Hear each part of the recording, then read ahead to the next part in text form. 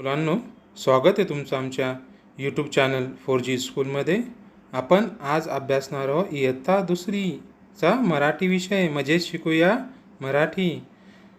मराठी अपनी राज्यभाषा है और ये हमको पढ़ना, लिखना, बोलना और समझना आना चाहिए. क्यों? क्योंकि हर ऑफिस में सब तरफ मराठी बोली जाती है, पढ़ी जाती है और लिखी जाती है. इसीलिए हमको एक भाषा के तौर पे इसे सीखना है और समझना है. तो आइए देखते हैं. आज जो हम कविता पढ़ने वाले हैं वो है पाउस. पाउस मतलब बारिश. बारिश पसंद है ना आपको सबको? कैसी आती है बारिश? कौन कौन बोलेगा? बारिश अच्छी भी लगती है ना? तो आज हम बारिश की कविता पहले सुनेंगे, फिर उसके बाद में समझेंगे उसके क्या क्या अल्फाज है, मायने हैं और उसमें क्या समजाया गया आहे. त्याच्यात काय तुम्हाला सांगितलेलं आहे, कोणत्या कोणत्या गोष्टी. तर ऐका. गाणे ऐका, म्हणा, कृती करा, चित्र पहा, सांगा, ऐका, चित्र दाखवा. आपको क्या करना है? सिर्फ गाना बोलना है पीछे. चलो आइए शुरू करते हैं पाऊस ही कविता. आभाळ वाजलं धडाडधूम धडाडधूम, वारा सुटला सुम सुम सुम. आभाळ वाजलं धडाडधूम, वारा सुटला सुम सुम सुम. वीज चमकली चक चक चक, जिकडे तिकडे लक लक लक. वीज चमकली चक चक चक, जिकडे तिकडे लक लक लक. पाऊस आला धो धो धो, पाणी व्हायला सो सो सो.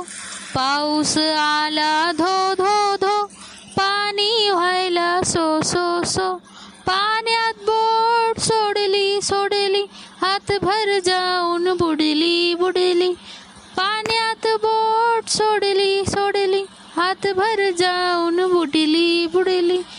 बोटीवर बसला बेडूक बेडूक, तो ओरडला डरावडूक डरावडूक. बोटीवर बसला बेडूक बेडूक, तो ओरडला डरावडूक डरावडूक. कविता आता अभ्यासलेली आहे आपण, तुम्ही ऐकलेली आहे. तर आपण याच्यामध्ये पाहू काय काय सांगितलेलं आहे. याच्यामध्ये सांगितलेलं आहे की आभाळ कसं वाजतं आहे.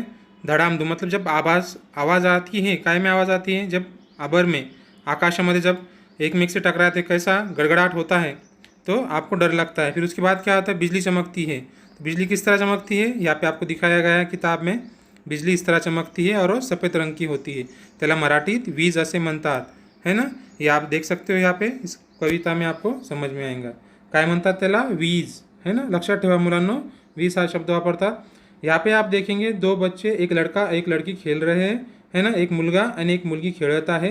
काय करत आहे मित्रांनो? ते करत आहे नाव बनवता है ना. नाव दिख रही है आपको यहाँ पे. नाव वो बनाते हैं और कहाँ छोड़ रहे हैं? पानी में छोड़ रहे हैं.